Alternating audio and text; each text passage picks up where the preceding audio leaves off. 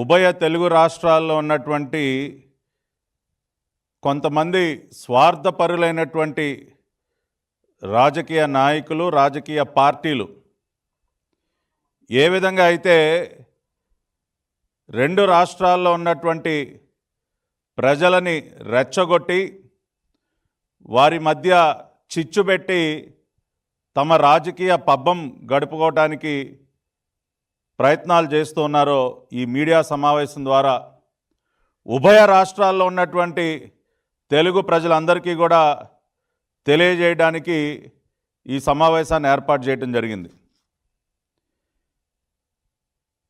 వీళ్ళకి ఎవరి గురించి అయితే మాట్లాడుతూ ఉన్నానో వారికి విద్వేషాలే పెట్టుబడి, విద్వేషాలు రెచ్చగొట్టడమే వారి యొక్క డిఎన్ఏ. విద్వేషాన్నే పెట్టుబడిగా పెడుతూ స్వార్థ రాజకీయాలే పరమావధిగా భావిస్తూ వ్యవహరిస్తున్నటువంటి రాజకీయ పార్టీలు. ఈ పార్టీకే మీకు అర్థమై ఉంటుంది నేను ఏ పార్టీల గురించి మాట్లాడుతూ ఉన్నానో, ఎటువంటి రాజకీయ నాయకుల గురించి మాట్లాడుతూ ఉన్నానో ఈ పార్టీకి అర్థమై ఉంటుంది. ఆంధ్ర రాష్ట్రంలో ఉన్నటువంటి వైఎస్ఆర్ కాంగ్రెస్ పార్టీ, అదేవిధంగా తెలంగాణలో ఉన్నటువంటి బీఆర్ఎస్ పార్టీ, వైసీపీ నాయకుడు వైఎస్ జగన్మోహన్ రెడ్డి, అదేవిధంగా బీఆర్ఎస్ పార్టీకి నాయకత్వం వహిస్తున్నటువంటి కేసీఆర్ గారు కానీ కేటీఆర్ గారు కానీ, ఈ రెండు పార్టీలకి నాయకత్వం వహిస్తున్నటువంటి నాయకుల యొక్క నైజం ఏమిటి అన్నది ఇప్పటికే చాలామందికి తెలుసు. మళ్ళీ ఒక్కసారి ఏదైతే మరి ఇరిగేషన్కి సంబంధించి, నీటిపారుదల రంగానికి సంబంధించి, ఇరిగేషన్ ప్రాజెక్టులకు సంబంధించి ఒక పక్కన గౌరవ ఆంధ్ర రాష్ట్ర ముఖ్యమంత్రి రెండు రాష్ట్రాల్లో ఉన్నటువంటి రైతులు బాగుండాలి, రెండు రాష్ట్రాల్లో ఉన్నటువంటి ప్రజలకి న్యాయం జరగాలి, మనం ఎటువంటి ప్రాజెక్టు చేపట్టినా కూడా రెండు రాష్ట్రాల్లో ఉన్నటువంటి ఎవరికీ నష్టం కలగకుండా అందరి ఆమోదంతో మనం ముందుకు వెళ్ళాలి, ఏ ప్రాజెక్టుకి సంబంధించి అయినా సరే చర్చించుకుని ఉభయ రాష్ట్రాలు మాట్లాడుకుని చర్చించుకుని అడుగులు ముందుకు వేయాలి అని చెప్పి ఒక స్టేట్స్మెన్ లాగా గౌరవ ముఖ్యమంత్రి నారా చంద్రబాబు నాయుడు గారు మాట్లాడుతూ ఉన్నారు. ముందు నుంచి కూడా తెలుగుదేశం పార్టీ యొక్క సిద్ధాంతం, తెలుగుదేశం పార్టీ యొక్క విధానం ఒక్కటే, రెండు రాష్ట్రాల్లో ఉన్నటువంటి తెలుగు ప్రజలు బాగుండాలి. ఆ రోజున నారా చంద్రబాబు నాయుడు గారు ఆంధ్రప్రదేశ్ తెలంగాణ రెండు కూడా నాకు రెండు కళ్ళ లాంటివి అని మాట్లాడితే ఎగతాళి చేశారు, అవహేళన చేశారు.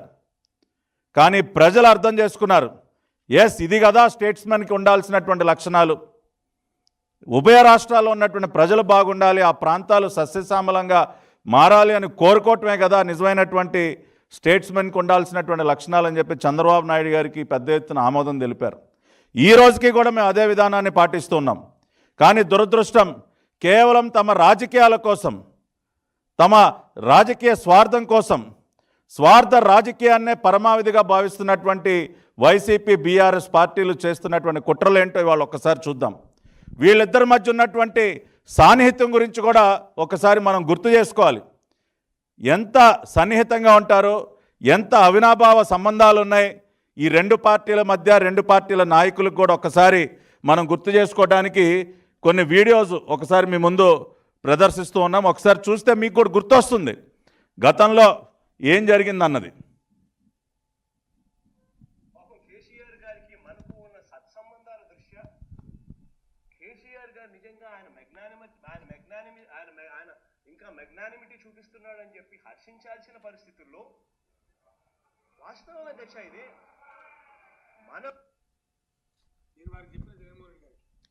మీరు ఒకసారి కనుక వింటే మనకు ఉన్న సత్సంబంధాల దృష్ట్యా కేసీఆర్ గారు నిజంగా ఆయన ఇంకా మెగ్నానిమిటీ చూపిస్తున్నాడని చెప్పి హర్షించాల్సిన పరిస్థితుల్లో వాస్తవం అధ్యక్ష ఇది మీరు ఒకసారి విన్నారు కదా, జగన్మోహన్ రెడ్డి గారు కేసీఆర్ గారి గురించి ఏం మాట్లాడుతూ ఉన్నారో మీ అందరికీ కూడా మళ్ళీ ఒకసారి వినిపించడం జరిగింది. కేసీఆర్ గారికి ఉన్నటువంటి మెగ్నానిమిటీ గురించి జగన్మోహన్ రెడ్డి గారు అసెంబ్లీలో మాట్లాడుతూ ఉన్నారు. ఆయన యొక్క విశాలమైనటువంటి హృదయం గురించి జగన్మోహన్ రెడ్డి గారు మాట్లాడుతూ ఉన్నారు. ఆయన్ని కీర్తిస్తూ ఉన్నారు. కానీ రెండో పక్కన కేసీఆర్ గారు అన్న మాటలు కూడా ఒక్కసారి మనం విందాం.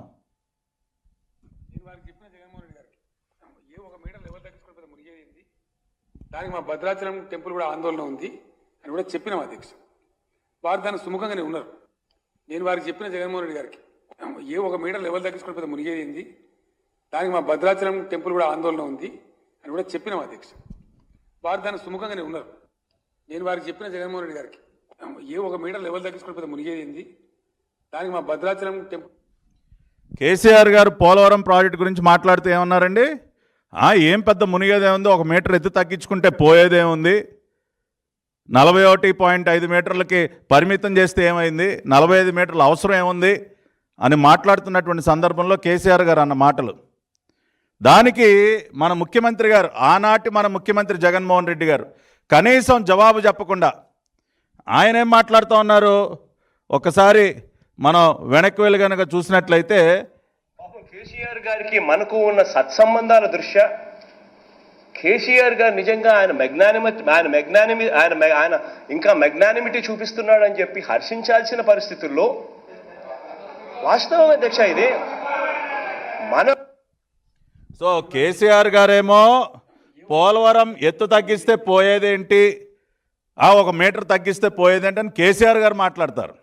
జగన్మోహన్ రెడ్డి గారు కనీసం దాన్ని ప్రశ్నించకపోగా, అయ్యా ఆ రకంగా చేస్తే మా ప్రాంతానికి నష్టం జరుగుతుంది, పోలవరం ప్రాజెక్టు పూర్తయితే 2 రాష్ట్రాలకు ఉపయోగకరంగా ఉంటుంది, గోదావరి నీటిని నదుల అనుసంధానాన్ని పూర్తి చేసినట్లయితే ఉభయ రాష్ట్రాలకి నీటి యొక్క లభ్యత పెరుగుతుంది, మీరు ఆ రకంగా మాట్లాడటం కరెక్ట్ కాదని అనాల్సింది పోయి, కేసీఆర్ గారు మెగ్నానిమస్, విశాల హృదయం, చాలా గొప్ప వ్యక్తి అని అసెంబ్లీలో కీర్తిస్తున్నటువంటి వ్యక్తి ఇవాళ అదే వ్యక్తి ఇవాళ రాష్ట్రం యొక్క నీటి అవసరాల గురించి, రాష్ట్రంలో ఉన్నటువంటి నీటి ప్రాజెక్టుల గురించి ఇవాళ ఈ ప్రభుత్వాన్ని ప్రశ్నిస్తున్నారు. ఏమండి జగన్మోహన్ రెడ్డి గారు, ఆ రోజున మీరు ఏం మాట్లాడారు సార్? అసెంబ్లీలో ఏమి నిలదీశారు ఆ రోజున? రాష్ట్రంలో ఉన్నటువంటి రైతాంగం యొక్క హక్కుల కోసం మీరు ఏం పోరాడారు? మన నీటి వాటాల కోసం మీరు ఏం యుద్ధాలు చేశారు సార్? యుద్ధాలు చేసి ఏదో ఆ పక్క రాష్ట్రానికి నష్టం చేయమని అనట్లా.